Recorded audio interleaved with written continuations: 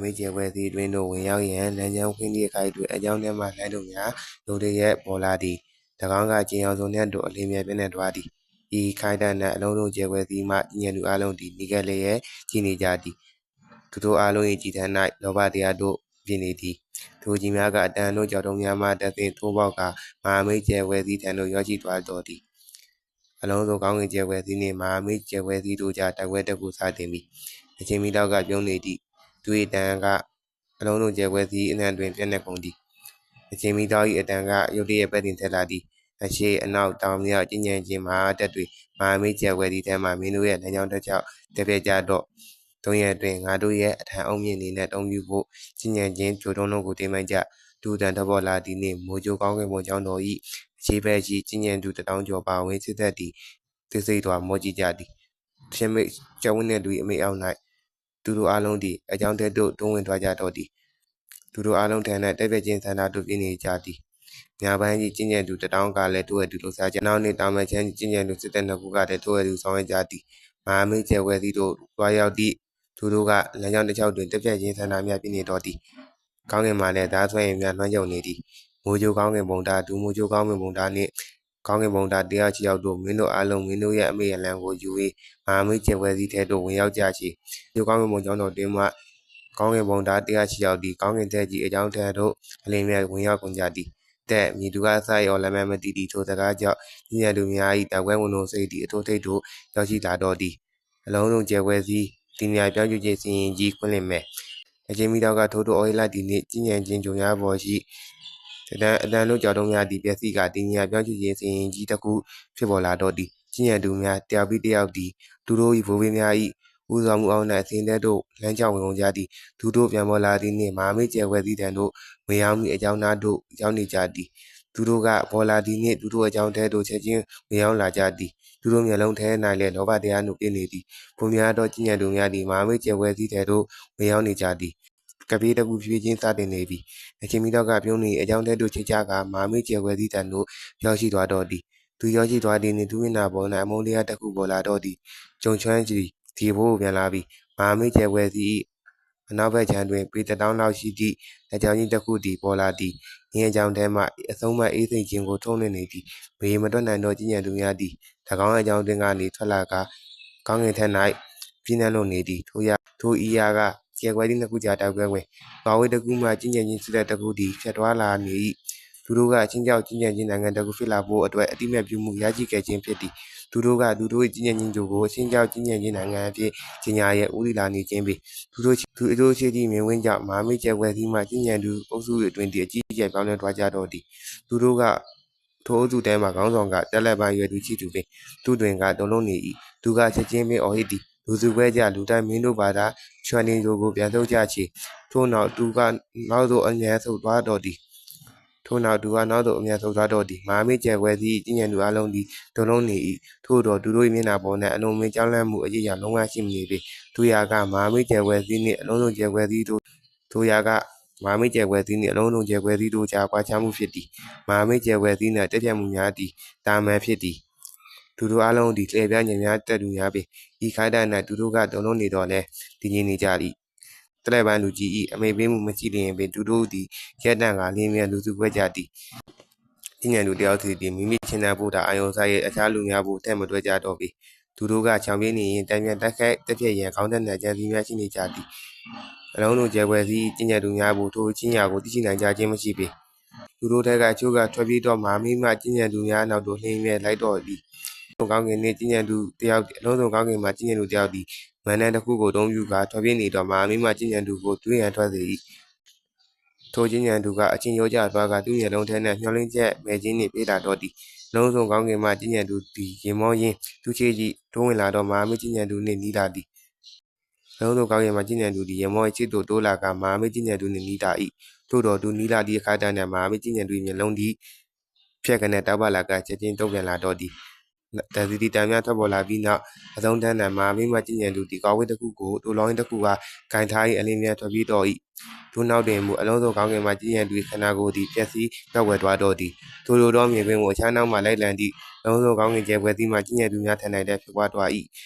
ဝမ်လင်းသည်အကြောင်းတဲသို့ရောက်သွားသည့်ကြီးညံသူများကိုကြည့်နေ၏ထို့သောသူကတော့မလှုပ်ရှားသေးပင်ဘိုးအကြောင်းကအကြောင်းကိုအေးဆက်စွာကြည့်နေ၏သူခန္ဓာကိုယ်ဒီဖြတ်ကနေပင်ကိုမြင့်ပေါ်တို့ရောက်ရှိလာပြီးဝမ်လင်းကိုပြောလာသည်ရှုမှုငါနောက်လိုက်ခဲ့ကြည့်မင်းကပမာဆုံးတိုက်ခိုက်မှုမှာမပါဝင်သေးဘူးလို့ငါယူဆ၏သူကထိုတို့ပြောနေရင်သူရှိတော်အောက်၌တင်တိုင်းတစ်ခုဖြစ်ပေါ်လာသည်သူကအကွာဝေးတစ်ခုတန်သို့ပြန်နှံသွားတော့၏ဝမ်လင်းမျက်လုံးတို့ကတည်ငြိမ်နေ၏ဒီဝမ်၏ကိစ္စမပေါ်လာခဲ့လျင်ပင်သူကဥဆုံးတို့၌ဝင်ရောက်မတိုက်ခိုက်မီမှာအမှန်ပင်ကျေပွဲသည့်နှစ်ခုကြားတိုက်ပွဲအတွက်သူကတတိထားနေသည်မဟုတ်လားသူကချင်းကြီးကိုလှမ်းကြည့်သည်သူကချင်းကြီးကိုလှမ်းကြည့်သည့်အခါ၌ချင်းကြီးသည်မတ်တက်ထားရကဖြတ်ကနေဝမ်လင်းနာတို့ရောက်ရှိလာ၏သူကဝမ်လင်းကိုခေါ်ဆောင်ကဘိုးချောင်းနောက်သို့လိုက်ပါသွားသည်လီယွန်စီကထိုဖြစ်ကိုတွေ့မြင်သည့်အခါနှဲငယ်ချီလုံးချသို့ဖြစ်နေ၏ထို့နောက်တူကြီးကအထက်ကြီးအကြောင်းထံသို့ရောက်ရှိသွားသည်အဘိုးချောင်း၏ကျဉ်းညံမှုကအားကောင်းလွန်းလာ၏ထို့ကြောင့်သူကမျက်စံလားဒီမှတိတာသည်ခြေသားနှဲငယ်ပင်သူကဘိုးချုပ်ကောင်းကင်ဘုံကျောင်းတော်ကနေထုတ်ကာကအခြေပန်းနယ်မြေသို့ဦးတည်သွားတော့သည်ရှင်တွေကလည်းသူ့နောက်ကနေလိုက်လံလာသည်လိုင်းတစ်ချောင်းနဲ့အဘိုးချောင်းကစကားတစ်ခုမှမဆိုပေခုနှဲခန့်ကြပြီးနောက်သူတို့ဒီတန်လင်းကျုံနှင့်နီးလာ၏တွေ့ကသူကစကားပြောလာသည်ရှုံမှုမင်းရဲ့အတွက်အမင်းရဲ့အခုကြီးညံမှုစင်ကိုရောက်ရှိဖို့မလွယ်လာဘူးမင်းကဒီအတွက်ထပ်တန်အောင်လုပ်ရမယ်ဒါအပြင်ငါဘိုးဘေးကမင်းကိုကူညီဖို့ဆိုတာငါအတွက်မလေးချဘူးဒါကြောင့်မင်းကြိုးချင်းပြင်ဆင်ထားတဲ့နဲ့ဝမ်နင်းကကြီးကြီးစွာဆိုသည်ဂျူနီယာနားတဲ့ပါအဘိုးချောင်းကသူစကားကိုကြားပြီးသည့်နောက်ထဲ့၍စကားမဆိုတော့ပေတန်လင်းကျိုးသည်အလုံးစုံကျဲခွဲသည့်၌စမ်းကြလာတော့တည်ရှိမှုတစ်ခုဖြစ်သည်ထိုကြိုသည်နေရာတိကျမဟုတ်ပဲစက်တက်ရွေထားနေတတ်သည်အဘိုးကြောင့်ကပြန်နေရမက်ရက်ကအလီယာကြောက်ချင်းများကိုထုတ်ကာတကူကိုခြာကြည့်တယ်လို့ပြုတွေ့သည်ဒီနေ့တွင်အဘိုးချောင်း၏လမ်းညွှန်မှုဖြင့်ဝမ်လင်းသည်အကွာဝေးတစ်ခုမှအလွန်မြတ်သည့်ဖန်ဆားနိုင်သောဂျိုတလုံးကိုတွေ့မြင်သွားသည်ထိုဂျိုမှကြီးမားလာ၏ချောင်ရွယ်ဂျိုထက်ပင်နှဲငယ်ကြီးနိုင်သည်ထိုဂျိုပေါ်၌တွင်းပေါက်များစွာလည်းရှိကာထိုဂျိုတွင်းပေါက်များကအဝါရင်းရောင်ရှိ၏အကွာဝေးတစ်ခုကလည်းကြည့်နေ၏ပြင်းထန်သောအော်ရာတစ်ခုသည်သူ့ထံသို့ကြားရောက်နေ၏ထိုဂျိုမှတန်လင်းဂျိုပင်၎င်းဂျိုကိုလှည့်ပတ်နေသည့်ဂျိုပေါင်း12ခုလောက်ရှိသည်တန်လင်းဂျိုမှာအတားစီအလင်းများတလက်လက်တက်ဖြက်ဖြက်ပြည့်စွက်နေသည်ဒီနေရာ၌အကောင်းလာသည့်အတားစီများရှိနေသည်မှာအမှန်ပင်လူတယောက်သည်အချို့ပြက်ရန်နီးတဲ့တစ်ခုမှမရှိဘဲဝင်ရောက်ပါကချက်ချင်းတည်သုံးရပြီနိုင်သည်အဘိုးချောင်းကသူ့လက်ဖြင့်ခြေသေးတစ်ခုကိုဖြစ်ပေါ်စေကလက်ညွန်သည်တန်လင်းဂျိုပက်လက်ကြီးဂျုံငယ်များမှတစ်ခုသည်၎င်း၏ဝင်ရိုးကနေထွက်ခွာ၍အဘိုးချောင်းတဲသို့ပြန်လာသည်အဘိုးချောင်းကသူ့လက်ဖြင့်ခြေသေးတစ်ခုကိုဖြစ်ပေါ်စေကလက်ညွန်သည်တန်လင်းဂျိုပက်လက်ကြီးကျင်းငယ်သောဂျိုတစ်ခုသည်၎င်းဝင်ရိုးကနေထွက်ခွာ၍အဘိုးချောင်းသားသို့ပြန်လာတော့သည်၎င်းဒီကလာသည့်အခါအလင်းတစ်ချက်လင်းနှက်သွားပြီးတင်ညာပြောင်းချခြင်းစဉ်တစ်ခုဖြစ်ပေါ်လာသည်ခေါင်းငယ်မအချင်းရှင်ရွှေရှုမှုငါးနောက်လက်ခဲ့ပါသူကချိုးတို့ပြောနေတင်ညာပြောင်းချခြင်းစဉ်တစ်ခုထဲသို့ချီကြသည်ရှင်ကျွေသည်ဝမ်လင်းနှင့်အတူလိုက်ဝင်၏သူတို့၃ယောက်အစဉ်တဲသို့ဝင်ရောက်သွားသည်နှင့်ချက်ချင်းပြောက်ကွယ်သွားကြသည်သူတို့ပြန်ပေါ်လာသည့်အခါ၌တန်လင်းဂျိုပေါ်သို့ရောက်ရှိနေကြပြီးဖြစ်သည်လေပင်ငင်းငင်းကတွေးရနက်ကိုတဲတောင်းလာ၏ဂျိုတစ်ခုလုံးသည်ရုံးကျွပြည်သက်မှုအာရုံကိုပေးသွင်းနေသည်တန်လင်းဂျိုပေါ်တွင်မတ်တက်ရက်နေဝမ်လင်းသည်အတဝဝရှုတင်မိ၏ထိုနေရာရှိအော်ရာသည်အလုံးစုံကျဲခွဲစည်း၌အခြားချင်းချင်းဂျိုများနှင့်လုံးဝခြားနားနေသည်အဘိုးချောင်းကသူတို့ကိုမိသားစုအိမ်ယာသို့မခေါ်ဆောင်သွားသေးပေထိုအခါသူကသူ့နောက်သို့ဦးတည်သွားသည်ထိုနောက်စုစုဧရိယာသည်ကီလိုမီတာထောင်နှင့်ရှိကာအုပ်စုများနှင့်ပြင်းထန်လို့နေသည်မြေပြင်ကြီးမြေကြီးသည်အနီရောင်ရင်းရှိကာတွေးရနှင့်များလှမ်းနေသည်ထိုဧရိယာ၌ရှေဆန်လက်ဆံများရှိနေကာမြေပြင်ပေါ်ရှိမြေကြီးသည်အနီရောင်ရင်းရှိကာတွေးရနှင့်လှမ်းနေသည်ထိုဧရိယာ၌ခြေတံလက်ဆံများရှိနေကြကာအထက်၌လင်းသားများဝန်းနေသည်၎င်းတို့ကတခါတရံအောက်ကိုဆင်းကအတွေးသားများကိုစုပ်ပြဲကြသည်၎င်းတို့၏အကြည့်ကလူများကိုကြောက်ရွံ့ရုံမှ၎င်းတို့၏အကြည့်ကလူများကိုကြောက်ရွံ့မရဘဲအေးဆက်နေသည်လူတယောက်ကထိုထဲသို့ပို၍ဝင်လေလေခြေတံလက်ဆံများနဲလာလေပြီအတွင်းပန်း၌အခုများတွဲဆက်ကချိနေကြသည်ဝမ်လင်းအတွင်သည်ကျင်းနေတော့တူးစေတဲ့၌တုံလုံးနေ၏သူကစိတ်ဝိညာဉ်တက်စီခြင်းကလန်နီရန်ကိုကျင့်ကြံခဲ့သူဖြစ်သည်ထို့အတွက်ကြောင့်သူကစိတ်ဝိညာဉ်များနှင့်ပတ်သက်၍အာရုံခံစားမှုကောင်းမှု၏ဒီနေရာ၌ပြည့်စည်သောစိတ်ဝိညာဉ်များစွာရှိနေသည်စိတ်ဝိညာဉ်တက်စီခြင်းအလံတဲကြီးစိတ်ဝိညာဉ်များပင်ဒီနေရာနှင့်ချိန်မှာကအလွန်နည်းနေနိုင်သည်ငါသာဒီနေရာမှာရှိတဲ့စိတ်ဝိညာဉ်တွေကိုဆိုယူနိုင်ရင်ဒီစိတ်ဝိညာဉ်အလံကိုချက်ချင်းပြင်ဆင်နိုင်မှာဝမ်နင်းကသူ့ဘက်လည်း၌ကြည့်ကာတိတ်ဆိတ်စွာစဉ်းစားနေသည်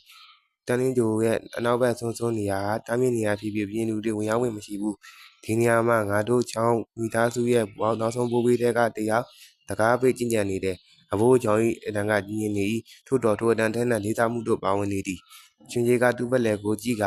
နှဲငယ်မျက်မှောက်ကျုပ်သွားသည်သူကစကားတော်မဆိုပေသူ သူတို့ကဆက်သွားနေရင်သူတို့တွင်းရောက်သည့်အကူများ၏အတွင်းဖက်နေရာတို့ဖြည်းဖြည်းချင်းရောက်ရှိလာတော့သည်မြေကြီးမှလည်းအနီရောင်ရင်းကနေလုံးဝမင်းနဲ့လာသည်မြေပြင်သည်မင်းနဲ့နေကမြည်သည့်အတက်တဲ့အရာမှရှိမနေပေဒီနေရာ၌တည်ထုံးခြင်းနယ်မြေတက်တာဖြစ်သည်ဒီနေရာတွင်ရက်နေဝမ်းနေသည့်အလွန်အားနည်းမှုကိုခံစားနေ၏မြေကြီးသည်တူအတက်ကိုဆုပ်ယူနေသည့်အလားသူကဒီနေရာတွင်ကြာရက်နေပါကတူအတက်များပြောက်ကွယ်သွားမည်လား